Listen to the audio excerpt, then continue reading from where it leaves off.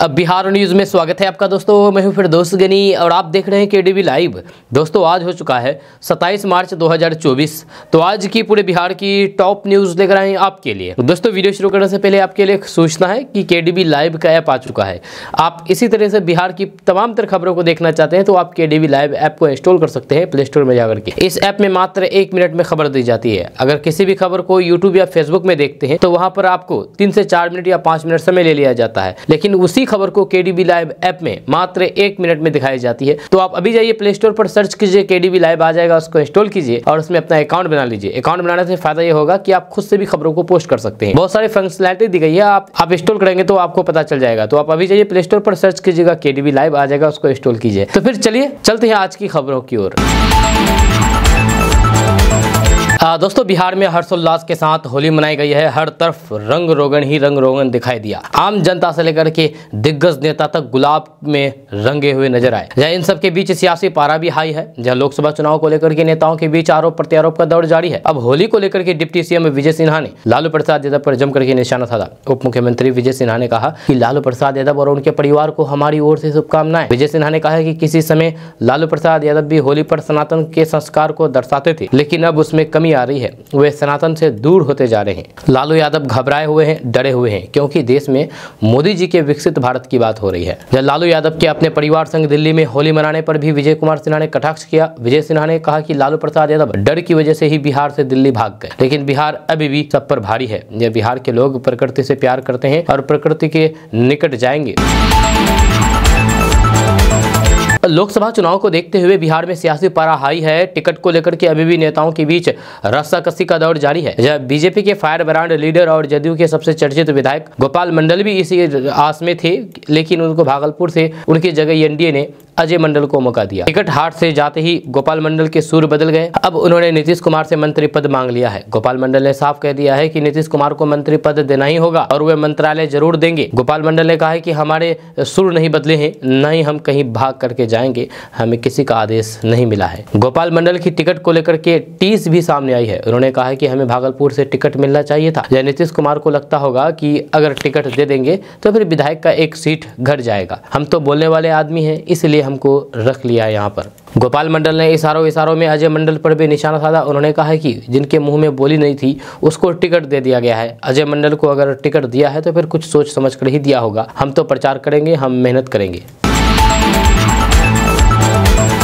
अगर आप बिहार के रहने वाले हैं और किसान हैं तो आपके लिए बड़ी खबर है। आपको बता दूं कि किसानों को फल और फिर सब्जियों की खेती के प्रति प्रोत्साहन करने के उद्देश्य से बिहार सरकार की तरफ से उन्हें सब्सिडी का लाभ दिया जा रहा है। जी हाँ, बिहार सरकार फसल विविधीकरण योजना के तहत आंवला, नींबू, बेल और फिर कटहल की खेती करने वाले किसानों को सब्सिडी प्रदान कर रही है। इस योजना का लाभ लेने के लिए राज्य के उद्यानिकी विभाग की ओर से किसानों से आवेदन मांगे गए हैं। इस योजना के तहत बिहार राज्य किसानों को 50% सब्सिडी दी जा रही है, जो अधिकतम 50,000 रुपए रखी गई है। अगर आप बिहार से हैं और इस योजना का लाभ उठाना चाहते हैं तो आप फसल विविधीकरण योजना के लिए ऑनलाइन के द्वारा आवेदन कर सकते हैं। आपको बता दूं कि आंवला, नींबू, बेल और फिर कटहल की खेती के लिए बिहार सरकार की ओर से शुष्क बागवानी फसलों के क्षेत्र का विस्तार करने के लिए अनुदान दिया जा रहा है। इस योजना के तहत किसानों को प्रति हेक्टेयर लागत का 50% या फिर अधिकतम 50,000 रुपए सब्सिडी दी जाएगी। सरकार के द्वारा किसानों को ये अनुदान 2 किस्तों में दिया जाएगा। लाभार्थी किसानों को इस योजना के तहत पहले साल में 30,000 रुपए प्रति हेक्टेयर और फिर दूसरे साल में 20,000 रुपए प्रति हेक्टेयर सब्सिडी के रूप में दिया जाएगा।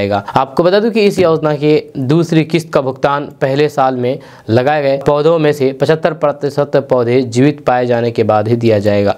आपको बता दूं कि बिहार सरकार द्वारा चलाई जा रही फसल विविधीकरण योजना का लाभ 7 जिलों में रहने वाले किसान उठा सकते हैं। इन जिलों में जमुई, गया, मुंगेर, नवादा, औरंगाबाद, कैमूर और रोहतास जैसे जिला शामिल है। अगर आप इस बार बीएसईबी की तरफ से मैट्रिक का एग्जाम दिए हैं और रिजल्ट का इंतजार कर रहे हैं तो आपके लिए बड़ी खुशखबरी है। आपको बता दूं कि बिहार स्कूल एग्जामिनेशन बोर्ड की ओर से कक्षा 10वीं यानी कि मैट्रिक का रिजल्ट जल्द ही जारी कर दिया जाएगा। जिन स्टूडेंट्स ने ये परीक्षा दी थी वो बोर्ड की आधिकारिक वेबसाइट biharboardonline.bihar.gov.in पर रोल नंबर दर्ज करके अपना रिजल्ट डाउनलोड कर सकते हैं। हालांकि वेबसाइट क्रैश होने पर SMS और फिर डिजी लॉकर पर भी नतीजे देख सकेंगे। बिहार बोर्ड 10वीं रिजल्ट 2024 होली के बाद जारी किए जाने की संभावना जताई जा रही है। मीडिया रिपोर्ट्स की माने तो 10वीं रिजल्ट 26 या फिर 27 मार्च को जारी किया जा सकता है। फिलहाल इस संबंध में कोई भी आधिकारिक जानकारी नहीं है। जब बोर्ड द्वारा 10वीं रिजल्ट की सटीक जानकारी, तारीख और फिर समय का ऐलान जल्द ही किया जाएगा, जो आपको केडीबी लाइव ऐप के माध्यम से बताया जाएगा। बिहार बोर्ड 10वीं परीक्षा का आयोजन 15 फरवरी से 23 फरवरी तक बिहार के विभिन्न केंद्रों पर। बिहार बोर्ड 12वीं रिजल्ट के बाद अब बोर्ड 10वीं के नतीजे किसी भी वक्त जारी कर सकता है। लेटेस्ट अपडेट के लिए आप केडीबी लाइव ऐप को अभी डाउनलोड करें। इस ऐप में आपको लेटेस्ट अपडेट बिहार बोर्ड और बाकी पूरे बिहार की खबरें दी जाती है, वो भी मात्र 1 मिनट में। 1 मिनट में बिहार की खबरें दी जाती है।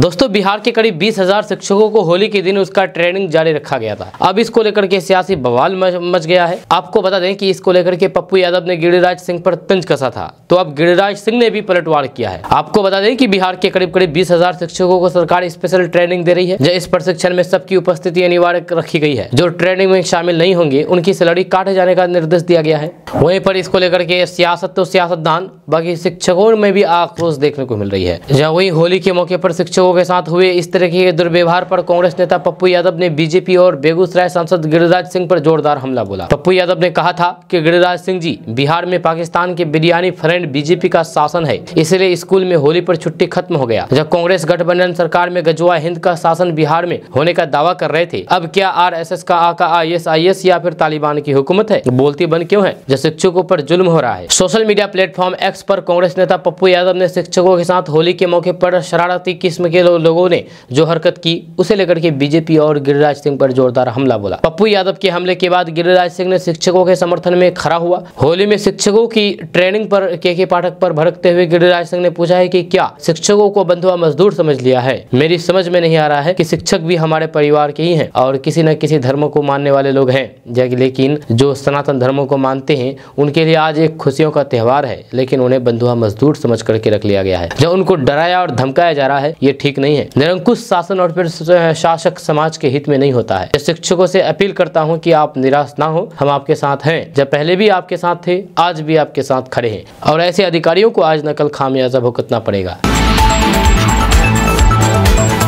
दोस्तों, बिहार में लोकसभा चुनाव को देखते हुए पॉलिटिकल टेम्परेचर हाई है। नेताओं के इधर उधर जाने का सिलसिला शुरू हो गया है। राजद जदयू के कई नेता इधर उधर शिफ्ट हो चुके हैं। अब RLJP के पशुपति पारस को बड़ा झटका लग सकता है। JND की सीट शेयरिंग में एक बार फिर से गच्चा खा चुके पशुपति पारस के साथ अब भतीजे प्रिंस राज बड़ा खेला कर सकते हैं। दरअसल होली के पावन त्योहार पर जब पूरा प्रदेश रंग में डूबा था, तो फिर उसी दौरान प्रिंस राज ने बिहार BJP प्रभारी विनोद तावड़े से मुलाकात की। इस मुलाकात के बाद सियासी अटकलों का बाजार गर्म है। प्रिंस राज ने अपने एक्स अकाउंट पर तस्वीर शेयर करते हुए खुद मुलाकात की जानकारी सार्वजनिक की है। उन्होंने लिखा है कि भाजपा के राष्ट्रीय महासचिव सह प्रभारी बिहार प्रदेश आदरणीय विनोद तावड़े जी की से सौहार्दपूर्ण माहौल में मुलाकात की एवं होली की शुभकामनाएं भी दी। साथ ही साथ ये कयास लगाए जा रहे हैं कि प्रिंस राज LJP को छोड़ करके भाजपा ज्वाइन करने वाले हैं। दोस्तों, पप्पू यादव अपनी सुरक्षा को लेकर के गंभीर आरोप लगाए हैं। आपको बता दूं कि पप्पू यादव ने कहा कि वे बागडोगरा एयरपोर्ट पर उतर करके दिल्ली से फिर पूर्णिया जा रहे हैं। इसमें उन्होंने अपनी सुरक्षा को लेकर भी चिंता जताई है। उन्होंने कहा कि मेरी सुरक्षा के साथ खिलवाड़ करना बीजेपी और फिर जदयू को बहुत भारी पड़ेगा। आपको बता दूं कि पप्पू यादव की पार्टी ने कांग्रेस में विलय कर लिया है। इसके बाद वे लगातार बीजेपी पर और ज्यादा निशाना साध रहे हैं। जब मंगलवार को उन्होंने ट्वीट करके बताया कि वे फिर पूर्णिया जा रहे हैं। आगे उन्होंने बताया है कि उन्हें वाइस सिक्योरिटी सुरक्षा प्राप्त है, लेकिन कांग्रेस में शामिल होते ही उनकी सुरक्षा में तैनात सारे पुलिस बल को हटा दिया गया है। आज वो पूर्णिया के सीमांचल कोसी जा रहे हैं। ट्विटर पर उन्होंने बताया है कि पूर्णिया के सीमांचल कोसी से मिल रहे मुझे आशीर्वाद से बीजेपी डरी हुई है। आगे उन्होंने कहा कि हालांकि उन्हें अपनी चिंता नहीं है, क्योंकि देश में परिवर्तन लाने के लिए वे अपना सब कुछ न्यौछावर करने के लिए तैयार है। आगे उन्होंने कहा कि मेरी सुरक्षा से खिलवाड़ करना बीजेपी और जदयू दोनों को बहुत भारी पड़ेगा। दरअसल लोकसभा चुनाव से पहले बिहार की राजनीति में बड़ा उलटफेर देखने को मिला है। पप्पू यादव की पार्टी ने कांग्रेस में विलय कर लिया है। इससे पहले पप्पू यादव ने RJD प्रमुख लालू प्रसाद यादव और तेजस्वी यादव से मुलाकात की थी। पप्पू यादव का कहना था कि बीजेपी को रोकने के लिए वह तैयारी कर रहे हैं। उन्होंने कहा कि हम समाज की सेवा और मदद करने का काम कर रहे हैं। हम इन सब लोगों की उम्मीद है। बीजेपी हर काम सिर्फ राजनीति के लिए करती है।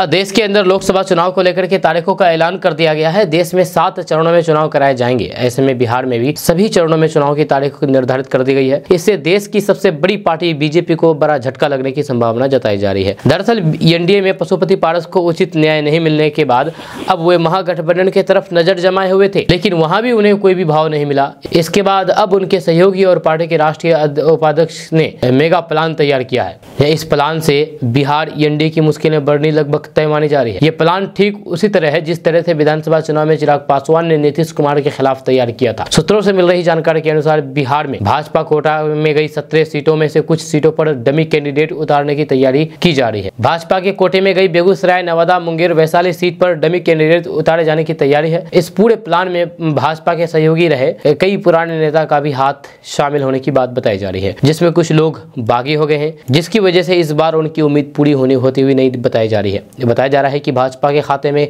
गई बेगूसराय सीट पर गिरिराज सिंह के खिलाफ सूरज भान सिंह के भाई और वर्तमान में नवादा सांसद चंदन सिंह को उतारे जाने की तैयारी में है। पिछली बार चंदन सिंह की जीती हुई सीट यानी कि नवादा सीट पर गुंजन सिंह को मैदान में उतारे जाने की तैयारी चल रही है। इसके अलावा मुंगेर लोकसभा सीट से मोकामा विधानसभा के उम्मीदवार रहे नीलनी रंजन शर्मा उर्फ ललन सिंह को चुनावी मैदान में उतारे जाने की तैयारी चल रही है। वहीं वैशाली सीट से रमा सिंह चुनावी मैदान में फिर से नजर आ सकते हैं। बिहार में होली के त्यौहार और फिर शिक्षकों के ट्रेनिंग की टाइमिंग को लेकर के घमासान मचा हुआ है। इस बीच सरकार के ही एक एमएलसी ने शिक्षा विभाग के अपर मुख्य सचिव और मुख्यमंत्री नीतीश कुमार के करीबी अधिकारी के पाठक को घेरा है। इस पूरे मामले पर सियासत भी तेज हो गई है। जदयू एमएलसी नीरज कुमार ने कहा कि बिहार में कार्यरत शिक्षकों को ट्रेनिंग देना जरूरी है, लेकिन जब रमजान चल रहा हो, होली का त्यौहार हो, तो फिर उसको देखते हुए ही कार्यक्रम बनाना चाहिए। उन्होंने कहा कि अगर शिक्षकों को होली मनाने का अधिकार नहीं है तो फिर शिक्षा विभाग के पदाधिकारियों को अधिकार कैसे। शिक्षा विभाग के सचिव के पाठक पर बरसते हुए नीरज कुमार ने कहा कि वे भी एक दिन की छुट्टी ना ले अगर उनमें हिम्मत हो। के पाठक को चैलेंज देते हुए नीरज कुमार ने कहा कि उन्हें अन्य पदाधिकारियों की भी छुट्टी रद्द कर देनी चाहिए और बिहार के मुख्य सचिव को इस मामले में हस्तक्षेप करना चाहिए। अब बिहार में महागठबंधन के बीच सीट बंटवारे पर बड़ा अपडेट सामने आई है कि कांग्रेस के नेता तारिक अनवर ने कहा कि सब कुछ क्लियर हो गया है। उन्होंने यह यहाँ तक बता दिया है कि कांग्रेस और आरजेडी के बीच बात कहां तक पहुंची है। मीडिया से बात करते हुए तारिक अनवर ने कहा कि बिहार में सीट शेयरिंग पर बात चल रही है। हम ज्यादातर सीटों पर सहमत हो गए हैं। 1-2 सीटों पर मतभेद है। इसका गठबंधन पर कोई भी असर नहीं पड़ेगा, चाहे राजद हो या फिर कांग्रेस। हमारा साझा लक्ष्य भाजपा को सत्ता में आने से रोकना है। उन्होंने कहा कि पूरा देश पीएम मोदी की कार्यशैली से नाराज है। लोकतंत्र खतरे में है। ईडी सीबीआई का दुरुपयोग किया जा रहा है। कटिहार कांग्रेस की परंपरागत सीट है। मुझे उम्मीद है कि राजद इसे स्वीकार करेगा। गौरतलब है कि राजद, कांग्रेस और फिर वाम दलों के महागठबंधन में सीट बंटवारे को लेकर के भले ही सहमति में देरी हो, लेकिन आरजेडी ने मैदान में अपने कैंडिडेट उतारना शुरू कर दिया है। जब बिना किसी सहमति से आरजेडी अब तक अपने 10 प्रत्याशियों को चुनावी सिंबल बांट चुके हैं। हालांकि इस 5 सीटों पर अब तक आरजेडी ने अपना प्रत्याशी फाइनल नहीं किया है, लेकिन जमुई से अर्चना रविदास को सिंबल देने की बात चल रही है। खबर पूर्णिया से सामने आई है। पूर्णिया के कस्बा थाना क्षेत्र के काट पुल के पास पिछले दिनों 4 अपराधियों द्वारा लूटे गए कार को कस्बा पुलिस ने मात्र 36 घंटे में ही बरामद कर लिया है। जब साथ ही लूट कांड में शामिल एक अपराधी को भी पुलिस ने गिरफ्तार किया है। वहीं इस कांड में शामिल अन्य 3 अपराधी की पहचान करके उसकी धरपकड़ के लिए पुलिस द्वारा छापेमारी की जा रही है। यह घटना 23 मार्च की है, जब सोमवार को कस्बा थाना में आयोजित प्रेस कॉन्फ्रेंस को संबोधित करते हुए कस्बा के एसडीपीओ सदर डॉक्टर विमलेंद्र कुमार गुलशन ने बताया है कि 22 मार्च को पटना के 0 माइल से एक स्विफ्ट डिजायर कार को 4 अज्ञात अपराधियों द्वारा किराए पर लेकर के चला। जब कस्बा थाना क्षेत्र के NH57 काट पुल के पास उस स्विफ्ट डिजायर कार को लूट लिया तथा कार के चालक सहकर्मी को रोड के किनारे धक्का मार करके उतार दिया गया था। यह घटना के दौरान अपराध कर्मी द्वारा वादी की एटीएम से 1500 रुपए की निकासी की गई है तथा वादी का मोबाइल एवं आधार कार्ड भी लूट लिया गया। इस घटना को उद्भेदन करते हुए पुलिस अधीक्षक के द्वारा अनुमंडल पुलिस पदाधिकारी सदर के नेतृत्व एक छापेमारी दल का गठन किया गया। छापेमारी दल द्वारा त्वरित कार्रवाई करते हुए मात्र 36 घंटे के अंदर लूटे गए स्विफ्ट डिजायर कार को बरामद कर लिया गया है तथा कांड के मुख्य अभियुक्त गुलशन कुमार को गिरफ्तार कर लिया गया है। दोस्तों, बिहार स्कूल शिक्षा बोर्ड यानी कि बीएसईबी ने 12वीं क्लास का रिजल्ट घोषित कर दिया है। यदि आपने भी परीक्षा दी थी और फिर अपने रिजल्ट से खुश नहीं है या फिर 1-2 विषय में फेल हो गए तो फिर आप घबराएं नहीं। जब आपके पास अभी भी इसमें सुधार करने का मौका है। आप स्क्रूटनी यानी कि रीचेकिंग और फिर कंपार्टमेंट परीक्षा देने के लिए ऑनलाइन माध्यम से आवेदन कर सकते हैं। आपको बता दूं कि बीएसईबी के अध्यक्ष आनंद किशोर ने बताया है कि बोर्ड कंपार्टमेंटल और फिर स्पेशल परीक्षा अलग से आयोजित करेगा।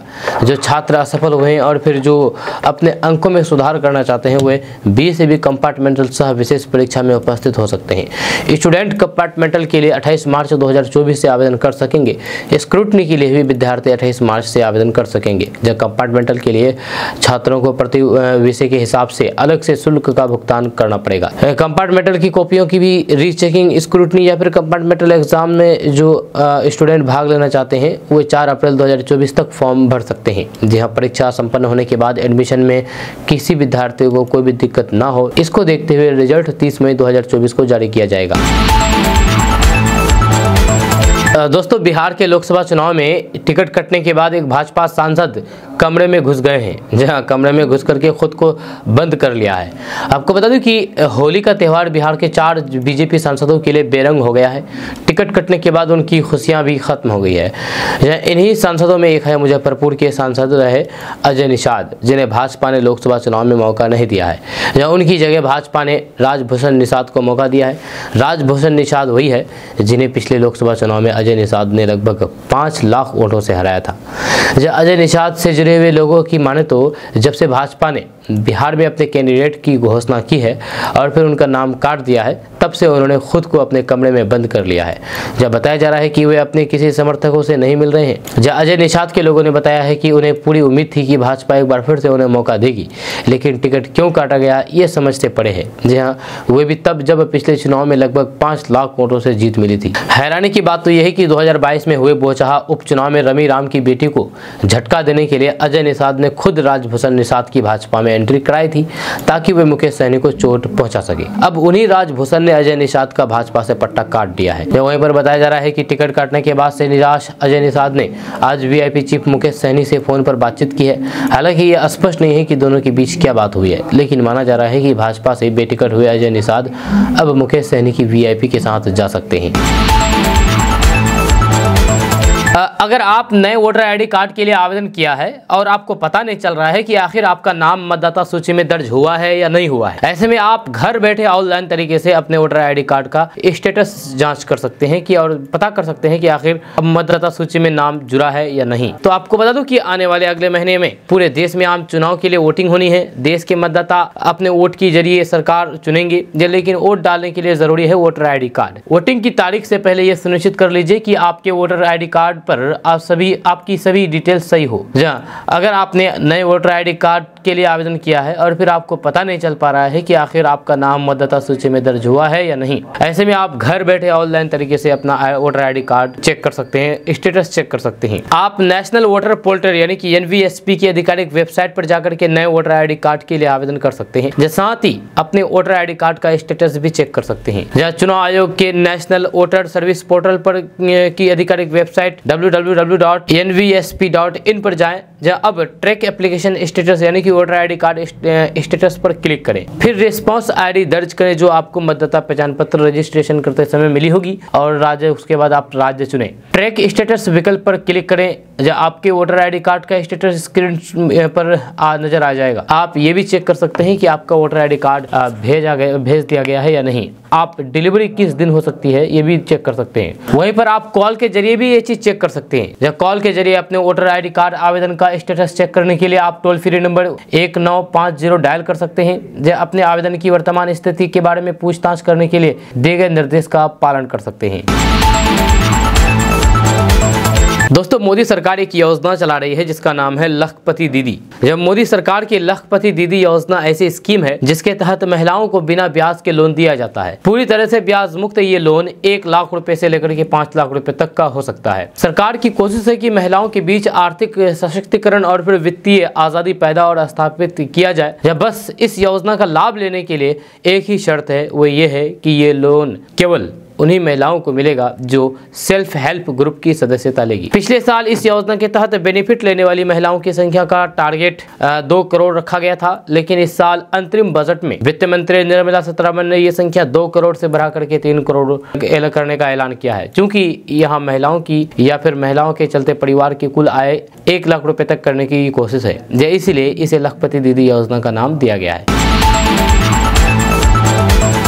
दोस्तों बड़ी खबर बिहार की सियासी गलियार से सामने आ रही है। आपको बता दूं कि यहां पर चिराग पासवान ने मंगलवार को चाचा पशुपति कुमार पारस और चचेरे भाई प्रिंस राज के साथ तालमेल की संभावना को लगभग खारिज कर दिया है। इसी के साथ उन्होंने सीधे तौर पर अपने दिवंगत पिता रामविलास पासवान की पार्टी में विभाजन के लिए पशुपति पारस को जिम्मेदार ठहराया है। आपको बता दूं कि चिराग पासवान समर्थकों के साथ होली मनाने के लिए पटना पहुंचे थे। यहाँ उन्होंने कहा कि वे लोकसभा चुनाव को निराशाजनक दौर से पीछे छोड़ने के अवसर पर के रूप में देख रहे हैं। चिराग पासवान ने कहा कि मुझ पर भरोसा जताने के लिए मैं प्रधानमंत्री नरेंद्र मोदी, बिहार के मुख्यमंत्री नीतीश कुमार और बिहार के सभी एनडीए सहयोगियों का आभारी हूं। मेरे पार्टी ये सुनिश्चित करने के लिए हर संभव प्रयास करेगी कि एनडीए देश में 400 से अधिक और बिहार में सभी 40 सीटें जीते। वहीं पर आपको बता दूं कि एनडीए ने चिराग पासवान को 5 सीटें दी है। जिन सीटों के इस फॉर्मूले से पशुपति पारस परेशान है। यही कारण है कि उन्होंने केंद्रीय मंत्रिमंडल से इस्तीफा दे दिया और फिर घोषणा कर दी कि वे हाजीपुर से फिर से चुनाव लड़ेंगे। ये सीट चिराग पासवान के पिता रामविलास पासवान के लिए परंपरागत रही थी। हालांकि भाजपा नेता कहते रहे हैं कि दोनों गुट, एक चिराग पासवान और फिर दूसरा पारस और प्रिंस राज की एक साथ आए। वहीं पर चिराग पासवान से इस बारे में पूछा गया तो उन्होंने जवाब दिया, ये उन्हें तय करना है। मेरे पिताजी की मृत्यु के बाद परिवार का सबसे बड़ा सदस्य होने के नाते सभी को साथ लेकर के चलने की उनकी जिम्मेदारी थी, लेकिन नहीं चल पाए। इस सवाल पर कि अगर पशुपति पारस ने सुधार करने का फैसला किया तो क्या वे सुधार करने का मौका देने का पर विचार करेंगे, तो चिराग पासवान ने कहा है कि ये केवल मुझ पर निर्भर नहीं है, जहाँ इसमें कई अन्य लोग भी शामिल है, जैसे मेरी माँ, मेरी बहनें। इसके अलावा जब भी मीडिया ने उनसे पैचअप के बारे में सवाल पूछे तो फिर उन्होंने उन्हें पैचअप से इनकार करते हुए देख रहे हैं। खबर किशनगंज से सामने आई है। यहाँ पर पप्पू यादव के बागडोगरा से पूर्णिया जाने के क्रम में किशनगंज बस स्टैंड के पास कांग्रेस के सैकड़ों कार्यकर्ताओं और जन अधिकार पार्टी के समर्थकों ने गर्मजोशी से स्वागत किया। जब वहीं पर प्रोफेसर गुलरेज रोशन रहमान और फिर नासिक नादिर सहित अन्य नेताओं ने बुके देकर के उनका स्वागत किया है। इस दौरान उन्होंने कहा है कि कांग्रेस नेहरू, गांधी, पटेल, भगत सिंह, इंदिरा गांधी, राजीव गांधी, सोनिया गांधी, मनमोहन सिंह, अब राहुल गांधी जी 6000 और 4000 किलोमीटर की कोई त्यागी या फिर पुरुषों या फिर सत्पुरुष ही दुनिया की सबसे बड़ी आबादी 130 करोड़ लोगों के दिल जीतने के जज्बे दिखाया, जब उनसे बड़ा कोई हीरो नहीं हो सकता। उन्होंने कहा है कि देश को कांग्रेस की विचारधारा की जरूरत है। राहुल गांधी जी त्यागी, संत और संघर्ष के प्रति प्रत्येक व्यक्ति और फिर गरीबों के हित की बात करते हैं, जाति और धर्म की बात नहीं करता। जब पप्पू यादव ने कहा कि 5 बार सांसद रहे और फिर कांग्रेस के विचारधारा के साथ रहे हैं, नेतृत्व की बात छोड़िए। उन्होंने कहा कि कोसी सीमांचल की जनता मेरे लिए भगवान है, भगवान की आस्था पर कोई भी समझौता नहीं कर सकते हैं। जब पूर्व सांसद पप्पू यादव ने भाजपा पर भी जमकर के निशाना साधा। उन्होंने कहा कि एनडीए गुजरात के भाजपा के 4 सांसद ने टिकट लौटा दिया है। खबर किशनगंज से सामने आई है। यहाँ पर जदयू के पूर्व विधायक मौजूदा किशनगंज लोकसभा से सांसद प्रत्याशी मास्टर मुजाहिद आलम ने एआईएमआईएम पर तंज कसा है। आपको बता दूं कि किशनगंज लोकसभा सीट से जदयू के उम्मीदवार मास्टर मुजाहिद आलम को टिकट मिलते ही मुकाबला त्रिकोणीय हो गया है। इस मुकाबले में जदयू से मास्टर मुजाहिद आलम, कांग्रेस से डॉक्टर जावेद आजाद और एआईएमआईएम से अख्तरुल ईमान आमने सामने हैं। वहीं टिकट मिलते ही मास्टर मुजाहिद आलम ने कांग्रेस और फिर एआईएमआईएम पर तंज कसते हुए कहा कि लोग इस बार एनडीए को लेकर के उत्साहित है। जैसे लोगों का कॉल आ रहा है, जब उसके अनुसार ठाकुरगंज, पोठिया, बहादुरगंज, बायसी, अमोर समेत सभी जगहों में लोग काफी खुश हैं। इस बार ये उत्साह जदयू को वोट के रूप में मिलेगा। वहीं पर मास्टर मुजाहिद आलम ने केडीबी लाइव से बातचीत करते हुए कहा कि विधानसभा चुनाव में एआईएमआईएम को यहां से 4 सीटें मिली थी, इसके कारण ही क्षेत्र में विकास रुक गया है। अब दोनों पार्टी से लोग उब गए हैं। इस बार कांग्रेस और एआईएमआईएम का कोई भी फैक्टर काम नहीं करेगा। जब पिछले कई सालों से सत्ता में नहीं होने के बाद भी क्षेत्र में इन लोगों से ज्यादा काम किया है, उतना शायद ही किसी सांसद या फिर विधायक ने किया हो। आपको बता दूं कि इस दौरान उन्होंने कहा कि मेरे ड्रीम प्रोजेक्ट में एम्स का निर्माण करवाना है और एआईएमयू सेंटर के फंड को रिलीज करवाना है। इसके बाद कोसी मेची लिंक परियोजना है जो केंद्र की ओर से प्रायोजित योजना है। इससे खेतों में बिजली और फिर पानी की भी सुविधा मिलेगी। इसके अलावा किशनगंज जलालगढ़ रेलवे लाइन है, उसका फंड निकाल करके काम करवाना है। दोस्तों आरजेडी ने बीजेपी से अपील की है कि शाहनवाज हुसैन को बीजेपी का टिकट मिलना चाहिए, बीजेपी से उनको लोकसभा चुनाव लड़ाना चाहिए। इसको लेकर के भाजपा ने भी पलटवार किया है और कहा है कि शाहनवाज हुसैन के लिए बड़ी जिम्मेदारी इंतजार कर रही है। आपको बता दें कि बीजेपी ने लोकसभा चुनाव में एक भी मुसलमान को टिकट नहीं दिया है। इसको लेकर के एमवाई की राजनीति करने वाली लालू प्रसाद की पार्टी आरजेडी ने बीजेपी को घेरा है। आरजेडी बीजेपी नेता शाहनवाज हुसैन के पक्ष में खड़ी हो गई है और कहा कि उनको प्रत्याशी बनाए जाने की वकालत की है। जब वहीं पर बीजेपी ने पलटवार करते हुए आरजेडी पर निशाना साधा और कहा कि शाहनवाज हुसैन के लिए बड़ी जिम्मेदारी इंतजार कर रही है। आरजेडी के प्रदेश प्रवक्ता ऋषि मिश्रा ने कहा कि पीएम मोदी अगर पूरे भारत के लोगों को अपना परिवार मानते हैं तो फिर शाहनवाज हुसैन को लोकसभा चुनाव का टिकट दे दीजिए। उन्होंने कहा कि 140 करोड़ जनता आपका परिवार है। अगर आप जुमलेबाज नहीं कर रहे हैं तो फिर मणिपुर की प्रताड़ित महिला को मालपुआ भेज दे, 700 अन्नदाता के परिवार को दही बारा भेज दे। 400 उम्मीदवार की घोषणा आपने की है, इसमें एक भी मुसलमान को टिकट नहीं दिया है। यह आपसे आग्रह है कि शाहनवाज हुसैन को एक टिकट दे दीजिए या फिर जुमलेबाजी करना बंद कर दें। दरअसल शाहनवाज हुसैन किशनगंज और भागलपुर से सांसद रह चुके हैं, जो केंद्र में मंत्री भी रह चुके हैं। 2019 में वे चुनाव भी नहीं लड़े थे। बीजेपी ने उनको एमएलसी और फिर बिहार सरकार में मंत्री बनाया था। जब बीजेपी की सरकार गिर गई बिहार में, तब से शाहनवाज हुसैन को दरकिनार कर दिया गया है, साइड लाइन कर दिया गया है। अब शाहनवाज हुसैन को कोई पूछने वाले नहीं है। एक बड़ी खबर सामने आई है कि बिहार में इंडिया अलायंस के बीच सीट शेयरिंग को लेकर के फंसे मामले को सुलझाने के लिए लालू प्रसाद यादव ने कांग्रेस पार्टी को फाइनल ऑफर दे दिया है। खबरों के मुताबिक आरजेडी की ओर से कांग्रेस को 8 सीटों का ऑफर दिया है। जी हां, 8 सीट आरजेडी की तरफ से कांग्रेस सासाराम, समस्तीपुर, भागलपुर, पटना साहिब, मुजफ्फरपुर, शिवहर, सुपौल, किशनगंज तथा पश्चिमी चंपारण की सीटों को लेकर लेने के लिए कहा गया है। उधर कांग्रेस पार्टी कटिहार तथा पूर्णिया सीट के लिए आरजेडी पर दबाव बना रही है। अब ये देखना है कि क्या आज शाम की मीटिंग में दोनों दलों के बीच सहमति बन पाती है या नहीं। आपको बता दूं कि कांग्रेस की तरफ से 9 से 10 सीटें मांगी जा रही है। जहां ऐसा बताया जा रहा है कि बिहार में इंडिया अलायंस के तहत सीट बंटवारे की तस्वीरें आज साफ हो सकती है। अब आपको बता दूं कि सीट बंटवारे पर आज शाम कांग्रेस और फिर आरजेडी के बीच अहम बैठक होने वाली है। इस मीटिंग में सीट बंटवारे पर फैसला हो सकता है। दोस्तों बिहार में होली के दिन सरकारी स्कूल खुले रहे हैं। इस दौरान वैसे शिक्षक जो स्कूल पहुंचे वो हुड़दंग के शिकार हो गए। जब भारी फजीयत हो गई। मुजफ्फरपुर, भागलपुर समेत बिहार के विभिन्न जिलों से कई तस्वीरें सामने आई है, जिसमें साफ देखा जा सकता है कि स्कूल जाने के दौरान शिक्षकों को कितनी परेशानी हुई है। जब उन पर गोबर, कीचड़, कचरा, रंग फेंका गया। जब सोशल मीडिया पर बीते सोमवार को ऐसी तस्वीरें वायरल हो रही है, जब शिक्षा विभाग पर भी सवाल उठाए जा रहे हैं। जब वहीं पर दूसरी ओर होली के दिन महिला शिक्षकों को भी स्कूल जाने में काफी दिक्कत हुई है। शिक्षक सरकार पर नाराजगी जता रहे हैं, आक्रोशित हैं। दरअसल बिहार में बीते सोमवार को कई जगहों पर होली मनाई गई। वहीं पर सरकारी स्कूलों में होली की छुट्टी 26 और 27 मार्च को है। ऐसे में जो शिक्षक 25 मार्च को पहुंचे थे, उन्हें समस्या का सामना करना पड़ा। आपको बता दूं कि 25 मार्च को सरकारी स्कूलों में वार्षिक परीक्षा थी, लेकिन होली को देखते हुए अब परीक्षा 29 मार्च को की जाएगी। इस पूरे मामले पर शिक्षक संघों ने विरोध किया है। जब शिक्षक संघ के संयोजक सह शिक्षक राजू सिंह ने कहा है कि होली के दिन सरकारी स्कूल खुले हैं, जब शिक्षकों को बहुत फजीयत का सामना करना पड़ रहा है। जब महिला शिक्षकों पर अमर्यादित टिप्पणी की जा रही है, शिक्षा विभाग जानबूझ करके शिक्षकों को प्रताड़ित कर रहा है। आखिर होली के दिन क्यों स्कूल खुला रखा है? दोस्तों अब बात करेंगे कि आखिर आज मौसम कैसा रहने वाला है। तो आपको बता दूं कि होली में बिहार के अधिकतम इलाकों में मौसम साफ रहने वाला है। आईएमडी द्वारा यानी कि मौसम विभाग द्वारा जारी पूर्वानुमान के मुताबिक अगले 5 दिनों तक तापमान 2 से 4 डिग्री तक बढ़ सकता है। जहाँ आज किशनगंज और अररिया में हल्की बारिश हो सकती है। वहीं पर बिहार के बाकी सभी जिलों में मौसम शुष्क रहने का अनुमान है। पूर्वी चंपारण, पश्चिमी चंपारण, मधुबनी, किशनगंज, सुपौल, अररिया और पूर्णिया में सोमवार की रात गरज चमक को लेकर के अलर्ट जारी किया गया था। आज दक्षिणी मध्य बिहार में अधिकतम तापमान 32 से 34 और न्यूनतम तापमान 22 से 24 डिग्री सेल्सियस तक रहने की संभावना है। वहीं पर उत्तरी भागों के हिमालय के तलहटी वाले इलाकों के 9 जिलों के सीतामढ़ी, शिवहर, मधुबनी, किशनगंज, सुपौल, अररिया, पूर्णिया, कटिहार एवं मधेपुरा जिलों के 1 या फिर 2 स्थानों पर हल्की वर्षा के मेघ गर्जन की वज्रपात चेतावनी जारी की गई है। जहाँ उत्तर पश्चिमी बिहार के दक्षिण पूर्व असम तक द्रोणी रेखा का प्रभाव बना हुआ है, जो बांग्लादेश तक होते हुए गुजर रही है। इनके प्रभाव से मौसम का मिजाज बदला रहेगा। आज पटना में न्यूनतम तापमान 21 और फिर अधिकतम तापमान 33 डिग्री सेल्सियस रहने की संभावना जताई गई है। दोस्तों, महागठबंधन में सीट बंटवारे से पहले आरजेडी के प्रत्याशियों को पार्टी सिंबल देने पर बिहार कांग्रेस के अध्यक्ष अखिलेश सिंह ने बड़ा बयान दिया है। उन्होंने कहा है कि पार्टी सिंबल वापस भी होता है। अभी सीट बंटवारे की अधिकृत घोषणा नहीं हुई है और फिर आने वाले 1-2 दिनों में आधिकारिक ऐलान हो जाएगा। बातचीत अच्छे दौर में चल रही है। बिहार कांग्रेस अध्यक्ष अखिलेश सिंह ने कहा कि आरजेडी बिहार में बड़ी पार्टी है। विधानसभा में हमारी पार्टी से राजद का संख्या बल भी ज्यादा है। जहाँ इस बात को मानने से कौन इनकार कर रहा है, लेकिन कांग्रेस पार्टी का अपना महत्व है। यह कांग्रेस का राष्ट्रीय महत्व बड़ा है। जहां हम लोग पूरे देश में चुनाव लड़ते हैं और लोकसभा चुनाव में अगुवाई कांग्रेस की ही होगी। जब वहीं पर प्रत्याशियों को आरजेडी के पार्टी सिंबल देने पर कहा है कि मुझे नहीं मालूम है कि पार्टी सिंबल दिया है या नहीं, लेकिन जब आधिकारिक घोषणा होगी तो फिर क्या सिंबल वापस नहीं हो सकता है क्या? उन्होंने कहा है कि महागठबंधन कभी नहीं बिखरेगा और मजबूती से हम लोग आगे लड़ेंगे।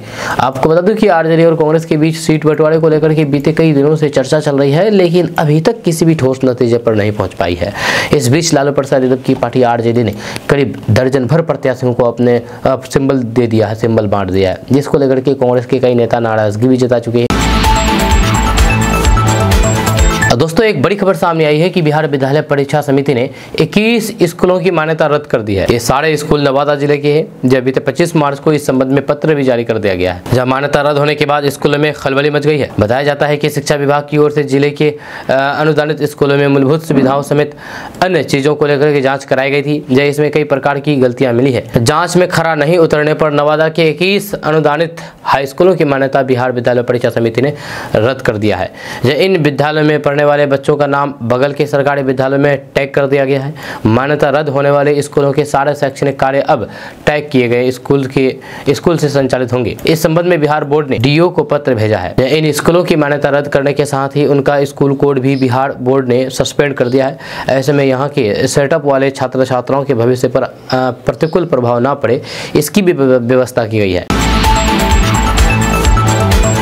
सुशील कुमार मोदी, अश्विनी चौबे और शाहनवाज हुसैन को भाजपा ने निपटा दिया है। जब भाजपा ने सभी पदों से उसको हटा दिया है। आपको बता दूं कि लोकसभा चुनाव के पहले चरण के लिए 28 मार्च को बिहार में नामांकन का अंतिम दिन है। पहले चरण के लिए भारतीय जनता पार्टी और फिर अन्य पार्टियों के नेता नॉमिनेशन कर रहे हैं। आपको बता दूं कि जदयू और भाजपा दोनों सभी अपने प्रत्याशियों के नाम जारी कर दिए हैं। उसके बाद होली पड़ गई है। जब इस होली में मेल मिलाप हो रहे हैं, एक दूसरे से मिल रहे हैं, लेकिन इस बीच 3 नामों की चर्चा जोरों पर है। एक है सुशील कुमार मोदी, दूसरा है अश्विनी चौबे और तीसरा है सैयद शाहनवाज हुसैन। ये आपको बता दूं कि सुशील कुमार मोदी डिप्टी सीएम से हटाए गए, वहीं पर राज्यसभा होते हुए दरकिनार कर दिए गए। जो आपको बता दूं कि भारतीय जनता पार्टी के 2 दशक से बिहार में सुशील कुमार मोदी का जलवा रहा है। लालू प्रसाद यादव और फिर राबड़ी देवी के मुख्यमंत्री रहते हुए विपक्ष के नेता के रूप में, फिर नीतीश कुमार के साथ उप मुख्यमंत्री और फिर वित्त मंत्री के रूप में, फिर 2020 के बिहार विधानसभा चुनाव में भाजपा विधायकों के हिसाब से दूसरे नंबर पर आए। तो फिर उसके बाद मुख्यमंत्री नीतीश कुमार की चाहत और फिर जीत के बावजूद भी सुशील कुमार मोदी किनारा कर दिए गए। जब उन्हें डिप्टी सीएम नहीं बनाया गया, इंतजार के बाद उन्हें राज्यसभा भेजा गया। अब वे राज्यसभा के भी पूर्व सांसद हैं। वहीं पर उनको लोकसभा में भी नहीं भेजा गया है। वहीं पर अश्विनी चौबे के बारे में अगर बात किया जाए तो अश्विनी चौबे बक्सर से सांसद हैं।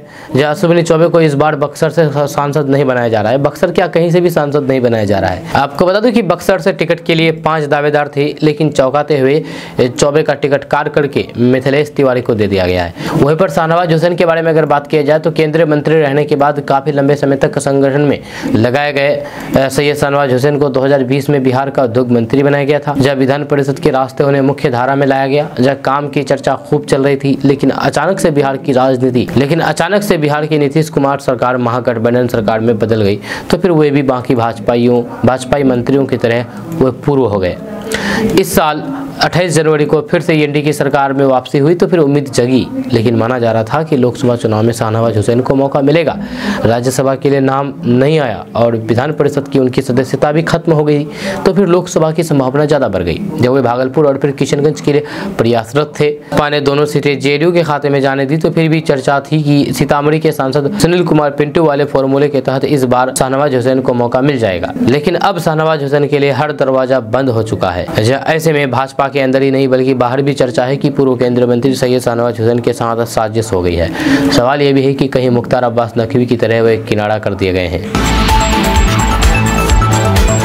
दोस्तों लोकसभा चुनाव को लेकर के एक बड़ी खबर सामने आई है कि जो नॉमिनेशन डेट है वो 28 मार्च है। जो 28 मार्च तक नॉमिनेशन डेट लास्ट डेट है। कैंडिडेट 28 मार्च तक ही अपना नॉमिनेशन करा सकते हैं लोकसभा चुनाव लड़ने के लिए। वहीं पर 30 मार्च तक नाम वापस ले सकते हैं। हालांकि बिहार में होली के चलते नॉमिनेशन फॉर्म 28 मार्च तक दाखिल कर सकेंगे। वहीं पर दूसरे चरण के मतदान के लिए 28 मार्च को नोटिफिकेशन जारी होगा। इस तारीख से नामांकन की प्रक्रिया शुरू होगी। नॉमिनेशन की आखिरी तारीख 4 अप्रैल है। नॉमिनेशन फॉर्म की जांच 5 अप्रैल को होगी।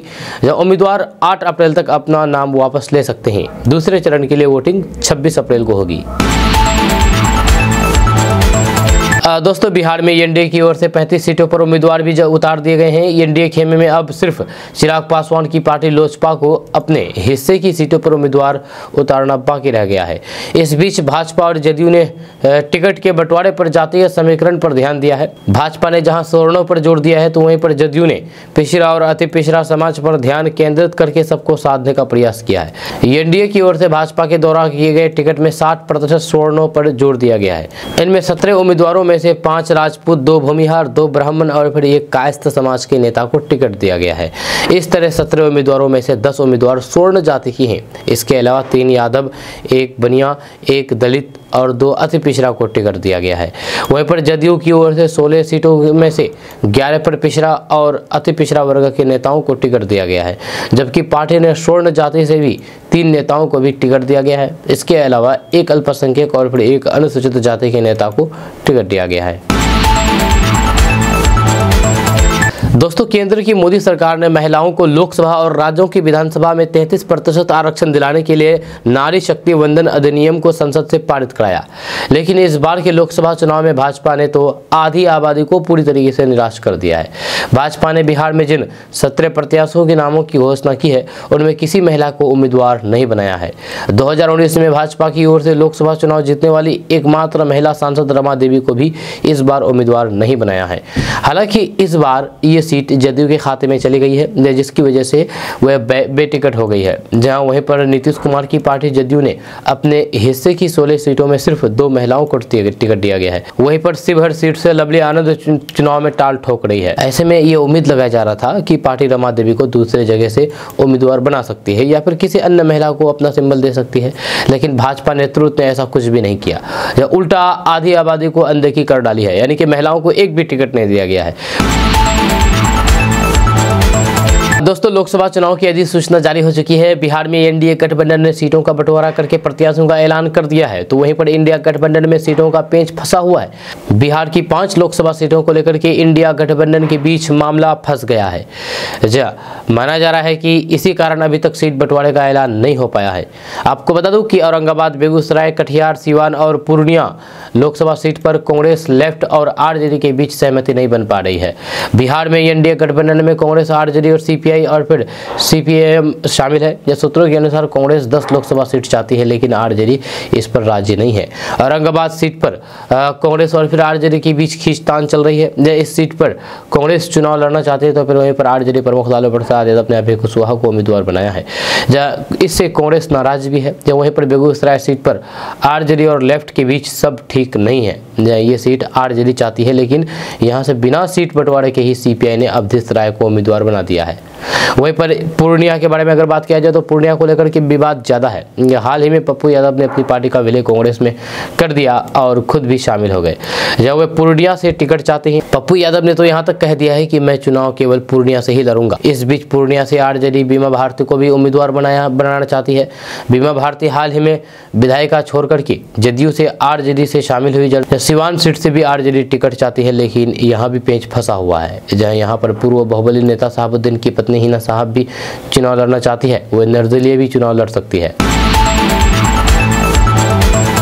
दोस्तों प्रधानमंत्री नरेंद्र मोदी आम लोगों के लिए 10 ऐसी योजना लेकर के आई है जिसका सीधा लाभ लोगों को हो रहा है। आपको भी शायद इस योजना के बारे में पता होगा, लेकिन बहुत सारे लोगों को नहीं पता है कि आखिर कौन कौन सी योजना है जो आम लोगों के लिए मोदी सरकार ने लागू किया है। तो हम आपको उन 10 ऐसी योजना के बारे में बताएंगे जिससे सीधा आपको फायदा होगा। तो सबसे पहले बात करेंगे जनधन योजना के बारे में। तो इस योजना के तहत आप जीरो अकाउंट में खाता खुलवा सकते हैं। खाते पर आमजनों को चेक बुक, पासबुक, दुर्घटना बीमा के अलावा ओवरड्राफ्ट फैसिलिटी की सुविधा मिलती है। वहीं पर दूसरे नंबर पर बात करेंगे पीएम किसान सम्मान निधि योजना के बारे में। तो देश के किसानों को आर्थिक मदद के लिए सरकार पीएम किसान सम्मान निधि योजना चलाती है, जो हर 4 महीने पर 2-2 हज़ार रुपए करके किसानों को देती है, यानी कि साल में 6,000 रुपए। तो आप भी इस योजना का लाभ उठा सकते हैं। वहीं पर अब बात करेंगे पीएम गरीब कल्याण योजना। तो पीएम गरीब कल्याण अन्न योजना को मोदी सरकार ने मार्च 2020 में शुरू किया। इस गरीब कल्याण अन्न योजना के तहत लोगों को 5 किलो अनाज फ्री में मिलता है। तो ऐसे में अगर आप भी गरीब परिवार से हैं और इस योजना का लाभ ले रहे हैं तो बहुत अच्छी बात है। अगर नहीं ले रहे हैं तो आप इस योजना का लाभ ले सकते हैं। वहीं पर बात करेंगे उज्ज्वला योजना के बारे में। तो मोदी सरकार ने देश की महिलाओं की जिंदगी में बदलाव के मकसद से मई 2016 में उज्ज्वला योजना की शुरुआत की। इस योजना के तहत एक साल में 12 गैस सिलेंडर बांटे जाते हैं। हर सिलेंडर पर 200 रुपये की सब्सिडी का लाभ मिलता है। इस योजना के तहत अगर आप गैस कनेक्शन लेते हैं तो आपको फ्री में गैस कनेक्शन मिलता है, एक भी पैसे देने की जरूरत नहीं है। तो अगर आप इस योजना का लाभ उठा रहे हैं तो बहुत अच्छी बात है, नहीं उठा रहे हैं तो आप भी इस योजना का लाभ उठा सकते हैं। वहीं पर अब बात करेंगे आयुष्मान भारत योजना के बारे में। तो देश में रहने वाले तमाम नागरिकों के स्वास्थ्य का ख्याल रखते हुए आयुष्मान भारत योजना सरकार की तरफ से चलाई जाती है।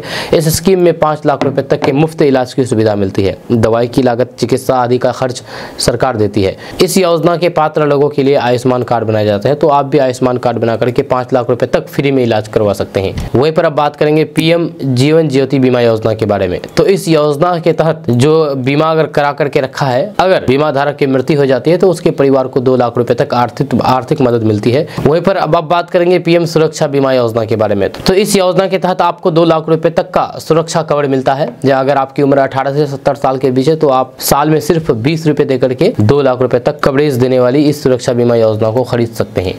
वहीं पर अब बात करेंगे अटल पेंशन योजना के बारे में।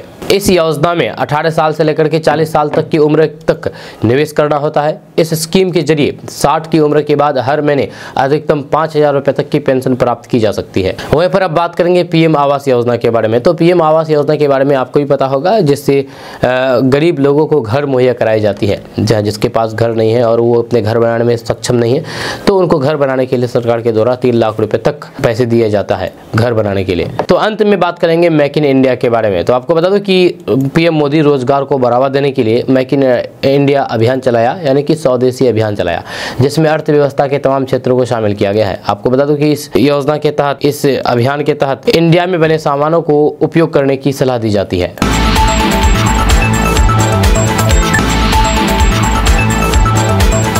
दोस्तों आज का न्यूज़ बस ये तक। कैसा लगा आपको नीचे कमेंट बॉक्स में कमेंट करके ज़रूर बताइएगा। अगर आप हमारे चैनल पर नए आए तो फिर चैनल को सब्सक्राइब करके बेल आइकन को प्रेस कर दीजिए और साथ ही वीडियो को लाइक कर दीजिए, अपने दोस्तों के साथ शेयर भी कीजिए। तो चलिए मिलते हैं नेक्स्ट वीडियो के साथ, तब तक के लिए जय हिंद, जय बिहार।